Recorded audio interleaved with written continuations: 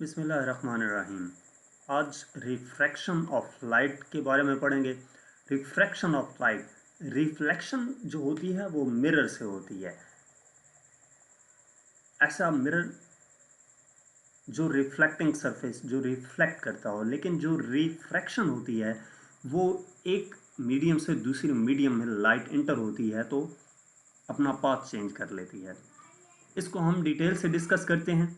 If we dip one end of a pencil और some other object into water at an angle to the surface, the submerged part looks bend. अब refraction of light को proper discuss करने के लिए आपको examples की मदद से जो जनरल लाइफ में आप देख सकते हैं कि अगर हम एक पेंसिल को पानी के अंदर डुबो दें या कोई भी ऑब्जेक्ट डुबो दें तो हमें क्या नज़र आता है कि पानी के अंदर किसी और जगह पर पेंसिल नज़र आती है और पानी से बाहर उसका जो लोकेशन है वो भी और नज़र आती है। इसी तरह its image is displaced because the light coming from the under water portion of the object changes direction as it leaves the water. अब ये हमें इमेज अपनी पोजीशन पे क्यों नहीं नज़र आ रहा कि जिस डायरेक्शन में ये पेंसिल थी पानी से बाहर, ये बिल्कुल स्ट्रेट इसी तरह क्यों नहीं नज़र आ रही आगे।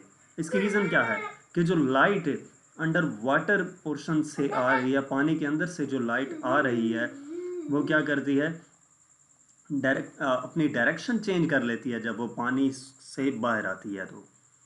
तो इस वजह से जो ऑब्जेक्ट है वो हमें डिस्प्लेस नज़र आ रहा है, अपनी पोजीशन पे नज़र नहीं आता। This bending of light as it passes from one transparent medium into another is called refraction. तो ये जो bending of light है एक मीडियम से दूसरे मीडियम में एंटर होते वक्त, इसको हम क्या नाम देते हैं, रिफ्रैक्शन का नाम देते हैं। अब इसको हम प्रॉपरली देखते हैं। Refraction of light can be explained with the help of figure. ए रे of light IO traveling from air falls on the surface of a glass block। ये हमारे पास एक ग्लास ब्लॉक है और एक रे IO इस ग्लास ब्लॉक की सरफेस पे एक तरफ से पड़ती है। क्या होता है, at the air glass interface the ray of light IO changes direction and bends towards the normal and travels along the path OR inside the glass block. तो जो एयर ग्लास इंटरफेरेंस है इस पॉइंट पे जो रे IO थी वो अपनी डायरेक्शन चेंज कर लेगी और बेंड कर जाएगी टूवर्ड्स द नॉर्मल। तो ये हमारे पास नॉर्मल मौजूद है। नॉर्मल क्या होता है कि किसी भी पॉइंट पे हम नॉर्मल ड्रॉ करते हैं, 90 डिग्री के एंगल पे लाइन ड्रॉ कर देते हैं। ये हमारे पास जो ग्लास ब्लॉक था उस पे हमने 90 डिग्री के एंगल पे लाइन ड्रॉ कर दी, इसको नॉर्मल का नाम दिया। तो आपने देखा कि ये जो रे IO ट्रैवल कर रही थी एयर में, वो जो ही गिलास में एंटर होती है तो टूवर्ड्स द नॉर्मल बेंड कर जाती है।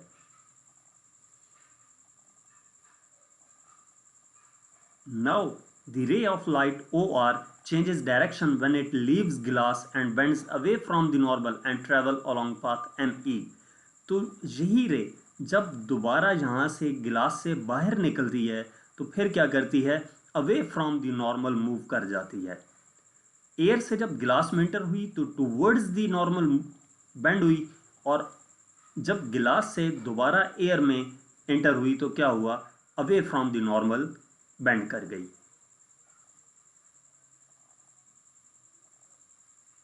The rays IO, OR and ME are called incident ray, refracted ray and emerging ray respectively। ये जो रे IO है इसको इंसिडेंट रे, OR को रिफ्रैक्टेड रे और ME को क्या नाम देते हैं, इमर्जिंग रे का नाम देते हैं। इसको इंसिडेंट रे क्यों कहा गया, क्योंकि ये इंसिडेंट हो रही है। रिफ्रैक्टेड रे ये क्या कर गई, जो ही ग्लास में एंटर हुई तो रिफ्रैक्ट हो गई, और ये क्या रे हुई, ये रे गिलास से इमर्ज हुई है, बाहर निकली है, इसको इमर्जिंग रे का नाम दिया। The angle I made by the incident ray with the normal is called angle of incidence। जो इंसिडेंट रे IO इस नॉर्मल के साथ एंगल बना रही है उसको हम क्या नाम देते हैं, इंसिडेंट एंगल I का नाम देते हैं। और इसी तरह the angle R made by the refracted रे with the normal is called angle of refraction. जो रिफ्रैक्टेड रे ओ आर है, ये इस नॉर्मल के साथ जो एंगल बनाएगी, इसको हम एंगल ऑफ रिफ्रैक्शन आर का नाम देते हैं। The process of bending of light as it passes from air into glass and vice versa is called refraction of light. तो लाइट रिफ्रैक्शन ऑफ लाइट की डेफिनेशन क्या है कि ऐसा प्रोसेस जिसमें लाइट बेंड कर जाती है जब क्या करे, वो पास करे एयर से ग्लास में या ग्लास से एयर में, यानी कि जब वो एक ट्रांसपेरेंट मीडियम से दूसरे ट्रांसपेरेंट मीडियम में इंटर होगी तो क्या करेगी, वो अपना पाथ चेंज कर लेगी। इसको हम क्या कहते हैं, रिफ्रैक्शन ऑफ लाइट कहते हैं। लॉज ऑफ रिफ्रैक्शन, रिफ्लेक्शन के लॉज पढ़े थे, इसी तरह रिफ्रैक्शन के लॉज भी हैं। फर्स्ट लॉ क्या है, the incident ray, the refracted ray and the normal at the point of incidence all lie in the same plane. जो इंसिडेंट रे है और रिफ्रैक्टेड रे है और तीसरा क्या है, नॉर्मल है, वो पॉइंट ऑफ इंसिडेंस पे तीनों क्या कर रहे होते हैं, सेम प्लेन में लाई कर रहे होते हैं।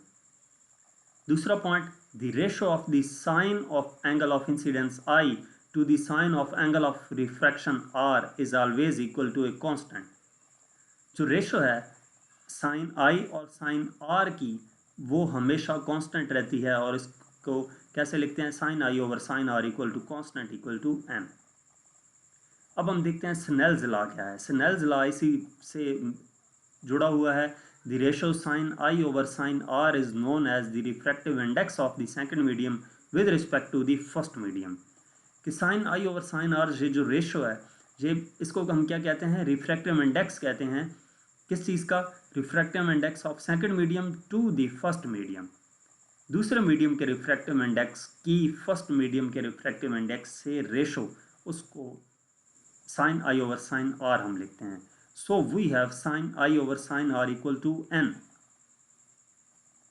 It is called Snell's law। इसको हम क्या कहते हैं, Snell's law का नाम देते हैं। यानी कि ratio of sin I over sin R is always remains constant equals to n। It is called Snell's law। अब speed of light in a medium, कि किसी भी मीडियम में जो लाइट की स्पीड है वो कितनी हो सकती है, या हम उसको फाइंड कैसे कर सकते हैं। Refraction of light is caused by the difference in speed of light in different medium. जो लाइट की रिफ्रैक्शन है वो किस वजह से होती है, जो स्पीड है लाइट की हर मीडियम में अलग होती है, हर मीडियम में चेंज होती है, इसी वजह से रिफ्रैक्शन ऑकर्स होता है। For example, the speed of light in air is approximately 3 into 10 power 8 metre पर सेकेंड। एयर में जो स्पीड की लाइट है वो 3 into 10 power 8 है।